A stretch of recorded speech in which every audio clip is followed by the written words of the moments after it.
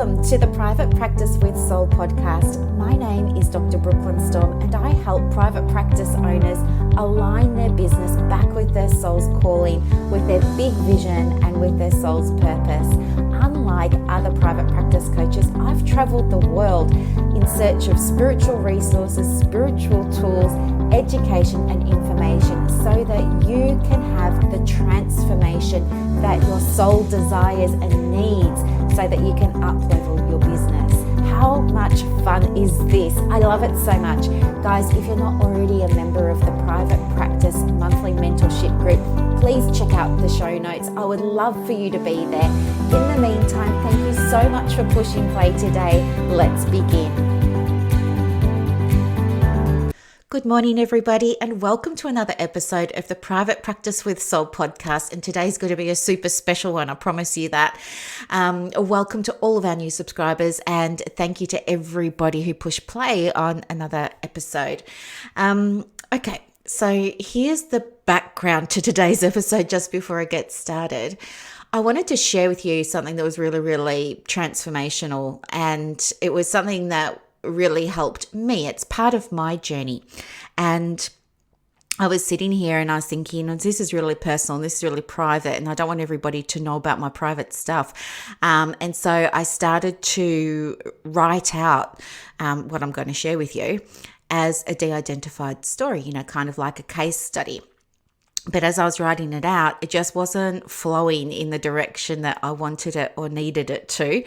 And it just felt really clunky and off. And then I thought, well, why don't I just share what my experience was? Because I'm sure there might be, we've got, 1,300 subscribers to this show. And then we have, over 7,000 plays, nearly 8,000 plays of the episode. So I'm sure somebody's going to be in a similar position, and I'm hoping that what I'm about to share with you lands for that person who really, really, really needs to hear it. For everybody else, I think there's absolutely value in what you're going to hear today, because you will see that we're all human. We all have fears. We all have ancestral stories. We all have soul stories. And they affect, not only what's going on in your business, but what's going on at home as well, like in your other worlds outside of business, your family world and your friendship world and, all your hobbies world and all those other worlds. Anyway, so let me all I'm going to do is I'm just going to speak off the top of my head here as if you were here. And if you have any questions, of course, just email me. I'm happy to talk about this stuff, really. Okay. So what happened was I decided that I was going to book a call with somebody who, is very connected to source, right? And because I love this stuff, right? Who doesn't? I'm so curious and I want to know how it all works. And anyway, this lady, I don't know if you've heard of Esther Hicks. So Esther Hicks was married to a man called Jerry Hicks, and the background with those two is that Jerry was really, really inspired by something called the Seth stories. And the Seth stories were the transcriptions of a lady who believed that she was connecting with this other entity called I promise you this isn't going to be woo today. I'm just giving you the background. Just bear with me. With this entity, if you like, this energy called Seth. Anyway, Jerry got really interested in all of this, and then he wanted to learn how to channel and everything, right? And he was talking to Esther about it, and Esther was like, I'm not interested in that. Like, that's BS. I'm not, not a fan. Don't talk to me about it. And anyways, but because they were married, and she was very supportive, she went along with him to all of these. I think he was present when this lady was channeling Seth even. And anyway, his interest in this just became almost obsessive. He really, really, really wanted to be able to have this gift of channeling. And so he started really studying that and talking to Esther about it, and Esther wasn't interested at all.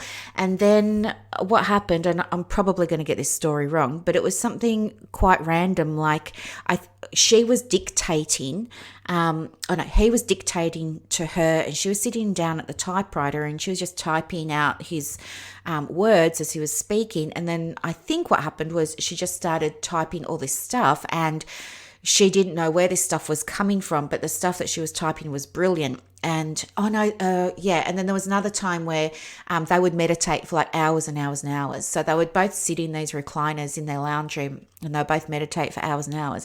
And Jerry was trying to, channel as part of his meditation, but Esther wasn't. And Esther started getting downloads from Source or something. And anyway, it's quite sad when you think about it, isn't it? Because Jerry really wanted to have this experience, was trying his best. She didn't, and she ended up channeling this collection of energies called Abraham. So anyway, the reason I'm telling you that is because this lady that I connected with says that she also channels a collection of entities called something else. I don't know what. So I was curious, right? And so when I became aware of her, I was like, yeah, I'm going to give this a go. This is going to be fun, and this is going to be, great. Anyway, it was like a 4-hour marathon on Voxer. So Voxer is a walkie-talkie app that you can get for your device. And it allows you to communicate with anyone anywhere in the world, and it's free and da-da-da-da. I mean, honestly, you could just do it on Messenger. But anyway, so you use Voxer. And you get to ask questions about everything that's going on in like your life or your business and stuff like that. And she just kind of acts as this channel. And so, I didn't really know what to expect. And I'd written out a bunch of questions. And before you go and have this session, she says to you, don't bombard me with questions. Like, I need time to connect in with energy and da-da-da-da. And I was like, yep, that's cool. All good. So I had a collection of about maybe 10 questions. I knew that I was going to be able to ask maybe 3 or 4 an hour over this 4-hour period. And anyway, of course, I started with money. Well, I don't know why I said of course, but for me, as money is very, very important to me. It's not that I want $1 million, but it's what money represents for me. I live alone, I work alone, I'm doing it all by myself here. So I have to have, that steady flow of money coming in. So that's where I began. And I was so thrown when she responded and she said that was a really weird question to ask. It was really odd that I began there. Why did I begin there? And I guess the thing is, I began there because I just wanted to cut to the chase, because I don't know about you guys, but when you've been counseling for a while, it's almost like sometimes in your mind, although everybody's on their own journey and they have different experiences of things, sometimes because of our training and because of our, practice wisdom and lived experience, sometimes you just kind of know where a client's going to be going with something, right? Well, it's the same with talking to her. So I just thought, I'm just going to cut to the chase. I'm just going to go bang, right? I'm going to start with the end. Because I wanted to get the most out of this time that I had with her. Anyway, so she says it's weird that I'm asking about money. And she wants to know a little bit more about why I'm asking about the money. So I tell her, I really want to make sure that I've got a steady income stream coming through the practice and coming through the businesses and all of that sort of stuff. And anyway, then she says to me, well, tell me what you do. Like, what do you do in life? What's your business about? Because we'd never met. We'd never discussed. I never filled out any application forms. It was just like, I booked this call. And so then I tell her what I do, right? And anyway, then she kind of says to me that, there's nothing really for me to worry about. Like, there's no real fear for me to have in my private practice. And, again, she says to me, look, you believe that everybody's got the answers within. And I'm like, yes, that's right. And she says, well, you also have the answers from within. So I want you to really reflect on, how you can access those answers for yourself. And I was thinking, yeah, all right. And she's like, you help your clients and people that you work with do this, but you have to remember to do it for yourself too. And I was like, okay, yep, well, I thought that I was, but I can absolutely try a different way. So anyway, what I did was I grabbed out the pen and everything.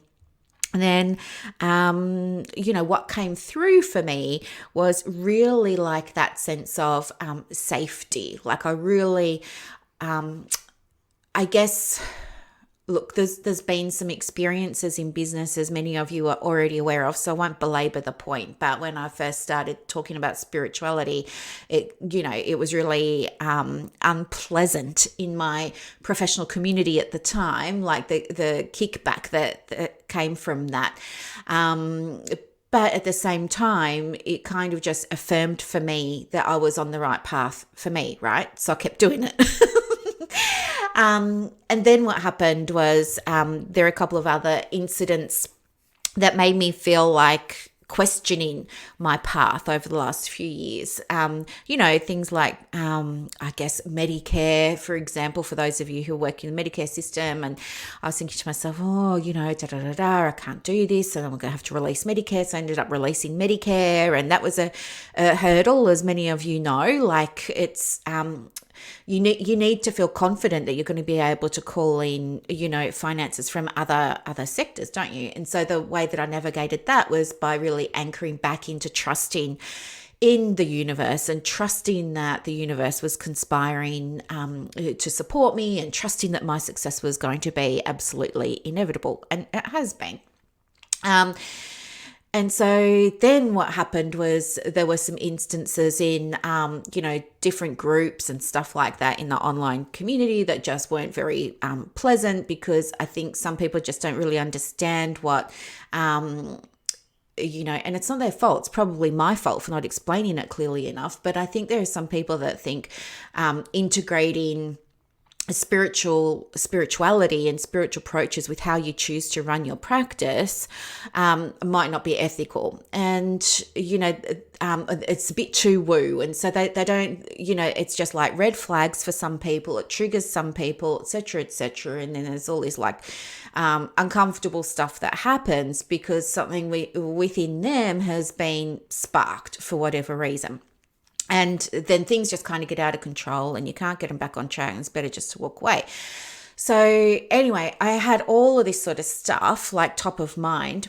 And anyway, I guess what I realized when I allowed myself to find the answers from within was like by connecting into my highest potential, or that version of me that's got the practice and that handles life and everything. What came through was that I know that it is safe for me to operate my business in the way that feels aligned for me. And that by standing for something, that's safe too. And it's safe because I get to be a light for those people who might be hesitant about following their purpose and, handling difficult times that come through for them and things like that. And the other thing that I realized was that, if you're ever feeling unsure of yourself when it comes to your private practice, for example, is, remember that you're not in it alone. And remember that there are always people that you can look to who are already doing it for guidance, okay? And then the other thing that came through for me was that, I was thinking to myself, oh my gosh, I just need to create more. What if I create more stuff? Then what will happen is I will be able to help more people, yes. And then what will be able to happen is I will grow my audience, yes. And then what will happen is I'll be able to get more clients, yes. And like this is the thinking, right? And then I'm thinking to myself, but will there come a time where the clients run out? Like what happens if somebody signs up for a 12-month program and they have these great transformations and you get the testimonial and it's all great and you love each other and it's all amazing, and then nothing, like that person doesn't come, not that person, that maybe that person spot or that person's place isn't topped up by a new person. Like, maybe, I don't know, there was fear there in the past around, people will come through my programs and things like that, but then there's not going to be anybody there to replace them when I finish working with those ones, if that makes sense. And so what came through for me when I was doing the inner work was, trust what you believe in. And of course I believe in everything's unlimited. Therefore, a supply of clients is in abundance. And why am I focusing on what's not, or the drama or the fear or something like that, instead of shifting my attention and turning my head to the other side and seeing that hang on, if I look at this end of the stick over here, there's an endless supply of people who need me. There's an endless supply of people who need my message of it being more than safe for you.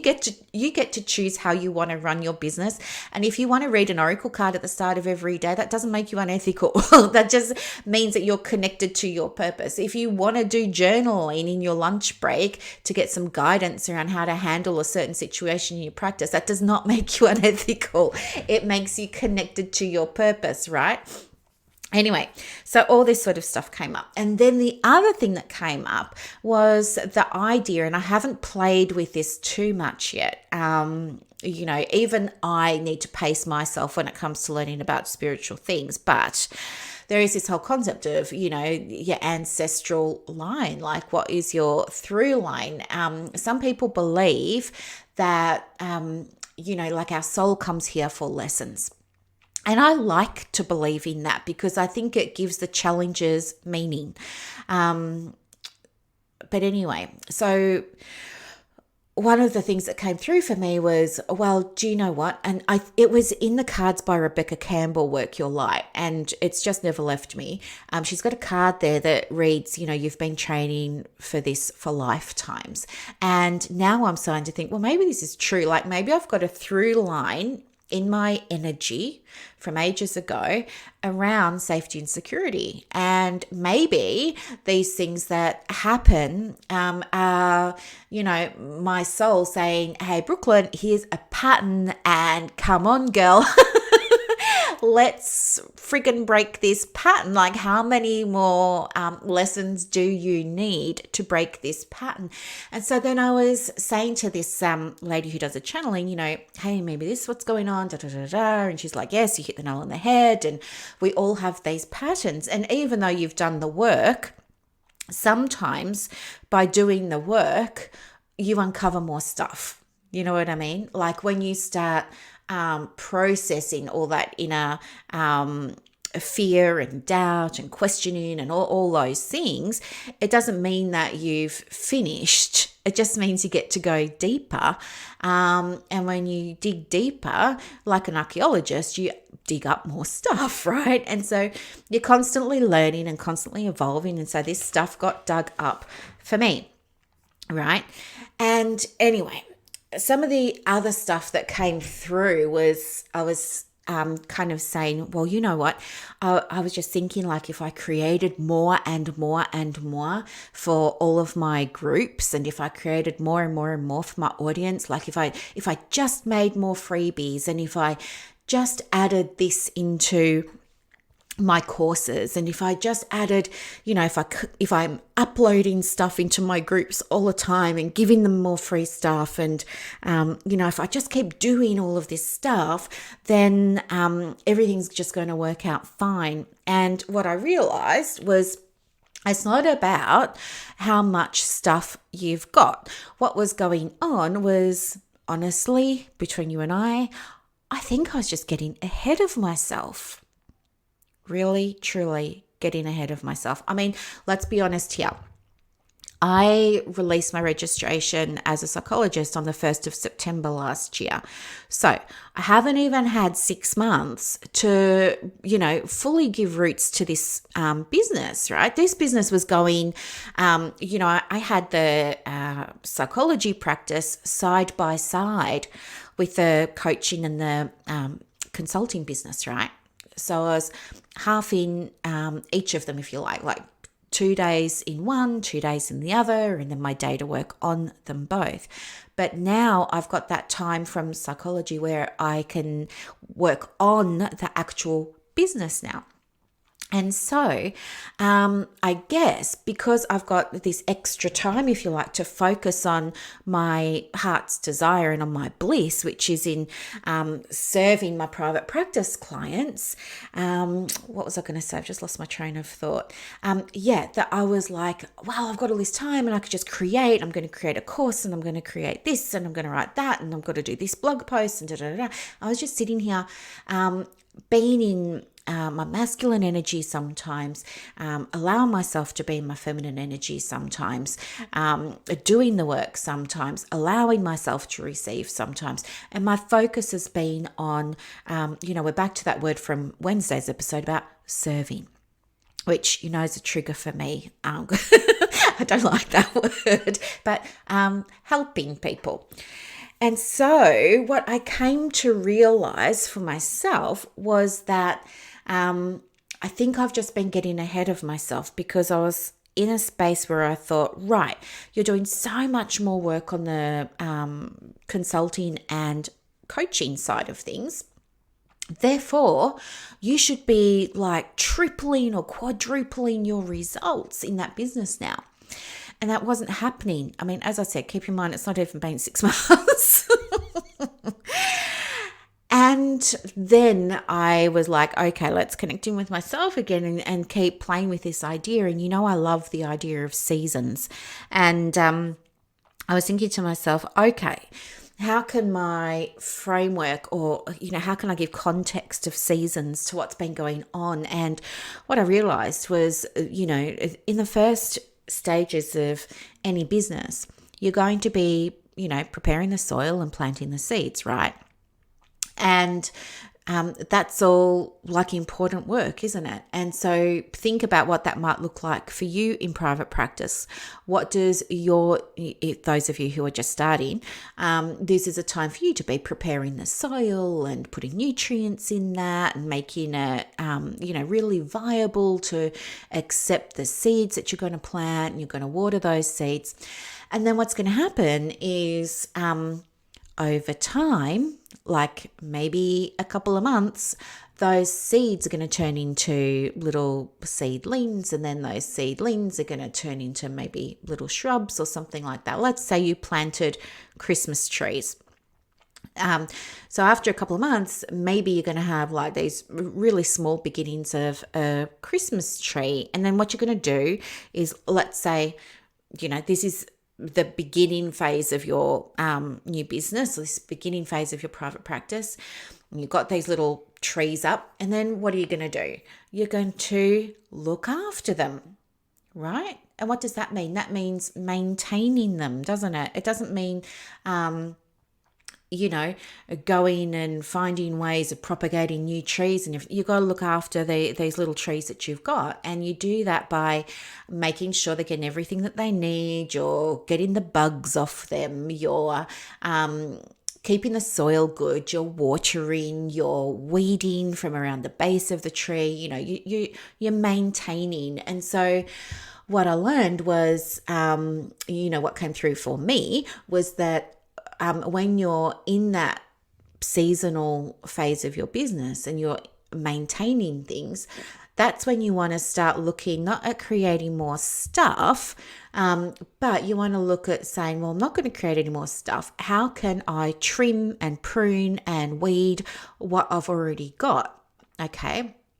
And so what that can look like is going back into your pre-existing services and products and saying, okay, what can I prune? What can I let go of? And this is where things like tracking your numbers comes in really, really, really, really handily, because you can get a quick look there. Like if you're tracking your numbers for your social, for example, and you've been tracking them for 2 or 3 months, you will know exactly what's working for you and what's not. Like if you're not getting any new followers, or the amount that you need, or you're not getting the engagement or whatever it is you're tracking, but you are on LinkedIn, well, this is a time for you to prune Instagram, and maybe to look at, okay, what can I do to fluff up your LinkedIn things that I'm doing? What seems to be working on LinkedIn? What's getting the most traction there? Is it videos? Is it my articles that I'm publishing?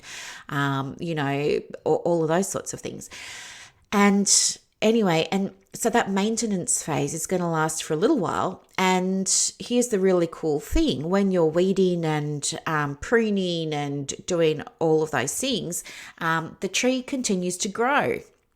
Right? This Christmas tree grows from something small and established to something medium sized, right up to something big, doesn't it? And then what happens is, maybe if you're a Christmas tree farm, maybe what you do is you sell off that Christmas tree, somebody buys it. Well, it's nothing to get upset about. It's not that you've lost a Christmas tree, because at the same time, you've got new trees starting to grow. And you've got medium trees and you've still got tall trees. And so you've created a cycle here of introducing things with a really calm pace. Plus, you're looking at, what can I prune? What can I let go of? Hey, maybe Christmas trees isn't for me. Maybe I want to plant, fruit trees or something like that. And you can use fruit trees for the same analogy. You plant your seeds. Maybe it's an apple tree. You plant your apple seeds and you look after them, and then it starts to establish itself, and then it's going to get bigger, and then you're going to pick the fruit off it, and then it's going to continuously produce fruit.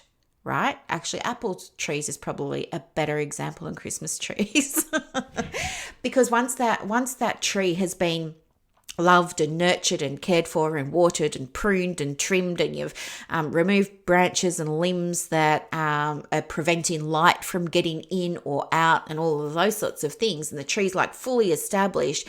You think about a fruit tree, it's been there like 10 years or 20 years or something like that. It continues to produce fruit with very little time investment from you, and that's where we want to get your practice. And so this is one of the things that came through for me when I was doing the work for myself. And the other thing that I want to share with you is I used to think, okay, there's this period where I'm creating all of this stuff, right? Not seeing any results. So I want to continue to create more stuff. That's my default. I want to get in that masculine energy and do. And then people say, or not people, my inner guidance says, wait, give it time, and then you will start to see the fruits of your labor. And I'm like, okay, cool. Thank you, higher self. I get that. So now I've got this gap where I'm kind of not doing anything. I'm just like, this is the waiting period. And then I feel triggered by that waiting period because I feel like I want to go back to my default of doing. So I'm just like, well, do I energetically, sit on my hands, so to speak? Like, what's happening in that gap, in that waiting period? But that's where the guidance came through, that it's not a gap and you're not waiting. What you're doing is you're maintaining. That's where you're doing all your pruning and trimming, okay? All right. And what else came through? Just let me have a quick look at my notes here.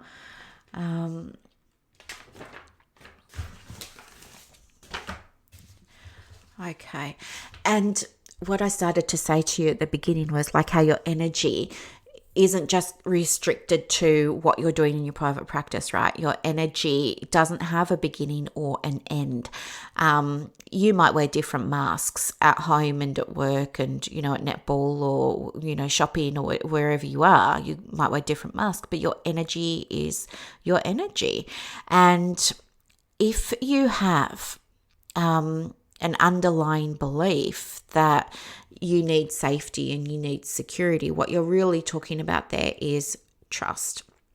Cultivating trust in the universe, trust in yourself, trust in what you're doing is working, trust that you're supported. And I think, when I was talking to this lady, she said to me, hey, what else is happening in your life outside of business? And I was like, well, actually, there's this guy, and I've just started talking to this guy, and, I haven't been on a date for nearly 4 years now. Well, I think it's 3.5, but I've honestly lost track. And anyway, she was like, oh, why haven't you, been on dates for such a long time, Brooklyn? And I said, oh, well, I've had some unpleasant experiences with men, men taking my money and, me having to start over again and, da. And it was like, as I was saying this, I already knew what was coming through. And that was like, here we have energy of me needing to feel safe, me needing to feel secure, me not trusting. And this is showing up in my business. And it was like a light bulb moment. And then the rest just kind of happened very naturally and easily because it's kind of like as soon as you have that awareness, you know what to do. And that knowing what to do for me was, okay, I need to recognize that I'm defaulting to this old pattern that's definitely asking to be broken. It's showing up in life. It's showing up in business. How do I break it? Am I ready to break it? Yes, I am. So what's the steps? That's my masculine side again. What's the steps? What's the strategy to breaking this pattern that my soul seems to keep hitting me over the head within life and business? And so the way for breaking that pattern is to really look to examples of people who are already doing what you want to do. Of course, and to continue to tune into your higher self, of course, but also to recognize that you're on an ongoing journey. Like the journey doesn't end for anybody. It doesn't end. It's kind of like, the good side of the Dunning-Kruger effect where it's like the more you learn, the more you realize you didn't know, and the more you realize there is to learn. And that's good because that's your growth. And of course, you need a willingness to be able to release, soul patterns and these energetic beliefs that have been going on for you in this lifetime here on earth. And maybe even longer, who knows? But you need to be able to be willing to let go of those. And you know what? We all know this, right? We all know about releasing limiting beliefs and stuff like that. And I think we play with all the safe beliefs, don't we? But when it comes to like stuff that's been sitting on your heart for a long time, just thinking about releasing those beliefs can be a trigger in itself, right? And so when I think about, okay, well, what would that look like? Well, it's not going to be the opposite. I'm not going to just launch into everything's trustworthy, everyone's trustworthy, everything's going to be fine. I can't do that. And that's not what I teach. What I teach is to do things incrementally and to find a process. So for me, to give you an example, I'm just going to simply say something like, I'm in the process of learning to trust my intuition when it comes to A, B, and C. And the way that I'm going to embody that is by tapping into my feminine energy, because I've also been able to realize just by how my life's unfolded, I have been conditioned to be in my masculine energy. Like I've had to provide for myself since I was little. I've had to provide for others since I was little. I was responsible for myself and for others since I was little. And I mean, 12 years old, that little. And so and then even moving into helping professions, kind of being responsible for others, even though they're on their own journeys, but you still have a responsibility, don't you, to be a good guide and be a good support for them and all those sorts of things. And so thinking about how could that look differently, and what could trust look like if I were able to trust in A, B, or C, or if I were able to feel safe and secure with A, B, and C, what would that look like? And allowing myself to really tune into those body sensations rather than being in my head and living my head, allowing myself to really tune into my body and say, where am I feeling this in my body? What is sitting here in my body? What does that look like? What does that feel like? What needs to happen in order for me to shift this energy?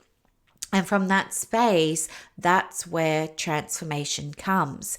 And what you'll see is that, like the example I'm giving you from my life here, you guys will also have, whether you're ready to see them or not, or whether you do see them or not, or wherever you're at, you'll listen to this, and maybe some point in the future, you'll have an experience where you go, oh my gosh, I've got this pattern in life and it's showing up in work. And yeah, maybe I need to break something. I want you to understand that there's nothing, you're not doing anything wrong by recognizing that there's work to do. In fact, that's your soul growth, and that's where you want to be. Because when you're growing, you're evolving. And when you're evolving, you get to show up differently in your private practice, and you get to show up differently in your life. Plus, you get to, you don't have to say to your clients, I'm genuine and I'm authentic. You know in your heart that you've been through your journeys, that you can relate, and they're going to pick up that you're genuine and that you're authentic by the energy that you bring to that session with them. And what a gift that is, I think that's very different to some other professions where it's not like that. It's very, I'm here, you're there, I'm the expert, I'll tell you what to do. And then if you do all of the things, you'll be healthy like me. I think that's the value in coaching and counseling. In my mind anyway, I feel like you get to be more real with your clients, and I think that they really respond to that differently. And you can have much more powerful connections and help your clients experience more powerful transformations, especially because you understand that this isn't a case of we're just going to solve one problem in 6 sessions and then goodbye, you're fine for life. It's working with clients who are like, okay, what are the different layers here? What's really going on? How are these things manifesting in your life? How are these things manifesting in your business? And let's start processing some of this stuff and understanding that it's ongoing, like it never ends. And, I know some people have this idea that, like I'm working with 2 ladies at the moment, right? They are amazing ladies and they both have these great businesses, and they're both working on their websites because that's one of the things I help them with. I don't do the websites for them, but I help them in terms of how to, create the content for them that's really going to speak to their soul and, share their message and da-da-da-da-da. Anyway, these 2 ladies that I'm thinking about now have beautiful websites, absolutely beautiful websites. Like, I read the copy that they've put up and oh my gosh, it's just so good for my soul to read that. And I just know that there are clients that are going to read that and they're going to like push the book now button straight away. I know this. But both of these women are still mucking around with their website after 3 months because they want it to be perfect. So they're doing most of the action, but they're not pushing publish on the website. So nobody's seeing the website, and then they're not getting referrals, and they're like, I'm doing all the work and I'm not getting the referrals, and what's going on? But here's the thing, right? For these 2 ladies, they've both identified perfectionism as one of their things. Like, they want it to be perfect. And, there's fear of judgment, I think. If I don't put out something perfect, somebody's going to criticize it and somebody's going to judge it and somebody's going to not like me and somebody will put a bad comment or somebody will send me not a nice email and da-da-da-da. So it's really not about being perfect. It's really around how can I put something out in the world and not be judged. And then guess what? When you start to go deeper with these two ladies, they've got this same fear in life. And so everybody will have some kind of much deeper pattern that you're running that's showing up all over the place, for the simple fact that your energy doesn't have a beginning and an end. And so while you're doing some of that other work, processing a limiting belief here and a limiting belief over there and working on your money mindset here, you're doing all that very left brain logical type stuff. But once you've done all of that and that's been cleared, guess what? That's when you get to do this other deeper work. And that's what I mean. Like, you'll always be digging and you're always going to uncover new stuff that needs to be brought out into the light, so that you can make a decision if this is something you want to dust off and polish and keep and or if it's something that you want to let go of now. Okay.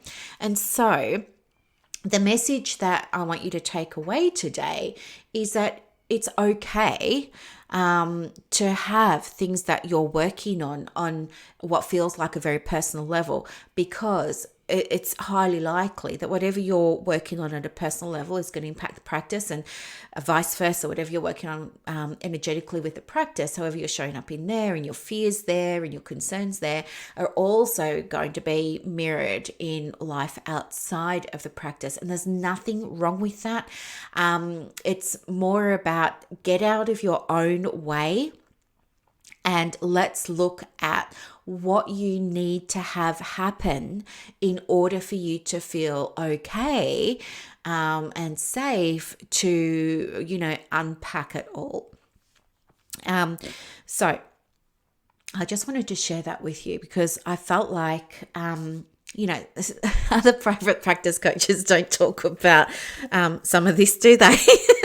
But I know you guys are doing the work yourself. And so I wanted to show you that even as a coach and a consultant, it doesn't stop for me either. Like, I'm constantly doing the work too. And so the lesson that I learned was, about patterns asking to be broken. You have to be ready to see those patterns. The other thing is, although you're doing the work, like I'm always doing the work on myself every day, I'm journaling and I'm meditating and I'm doing all of this, but it's another example of why you do need to connect with somebody else that can help you see your blind spots. And this is what I talk about all the time, isn't it? Like, this is why you need a supervisor or a mentor or someone like that. You might feel like you're doing all of the work.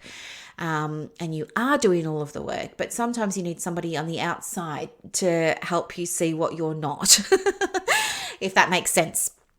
And so if you're interested in what supervision with me could look like, then I absolutely invite you to check out my website. The address is resources.brooklynstorm.com. I'll pop the link in the show notes for you. Plus there's some free stuff in that private practice hub that I've created for you. So I hope this landed for you. I'd be very interested to hear your thoughts, and if anything's, if you've had a light bulb moment as a result of this episode or what's come up for you. I know it was a bit longer. Sorry, guys. I just wanted to, really share that it's okay for you to keep doing the work. There is no end point. You're on a journey, okay? All right, my lovelies, have a beautiful Saturday. I will talk with you on Wednesday. Those of you who are in my membership group, so excited for our challenge on Monday for, working in alignment. I can't wait for that. Those of you who are in the method, remember to let me know how you're going with your planning in soul alignment and creating your soul maps. And those of you who are in the Australian Counsellors in Private Practice online group, congratulations. We've hit nearly 100 ways to make money as a counsellor in private practice. I'll be putting all of that together for you in a PDF. So that you can use it and draw upon it. And I think what's going to happen is you'll be very inspired at seeing what's real, and that there's no excuse for you not to be making any money in your private practice, regardless of where you're starting. So you can make that money. You can invest that money in your supervision or courses or coaching or PD or whatever it is. The money is there. You just have to get out of your own way. All right, guys, have a great Saturday. Talk to you later. Bye.